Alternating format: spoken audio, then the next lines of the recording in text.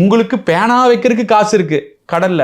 கலைஞர் இந்த நூற்றாண்டு, கலைஞர் அந்த நூற்றாண்டுன்னு சொல்லிட்டு அரசு பணத்தை எடுத்து அது பண்ற காசு இருக்கு.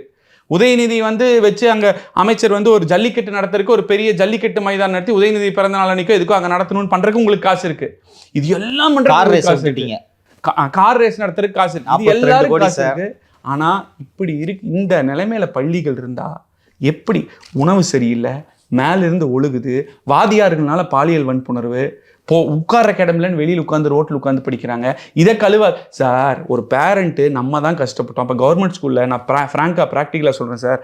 இப்போ காசு இருக்கிறவன் ப்ரைவேட் ஸ்கூலுக்கு அனுப்பிடுறான். அடித்தட்டு மக்கள் காசு இல்லாதவங்க தான் நம்ம தான் கஷ்டப்பட்டோம், படிக்கல.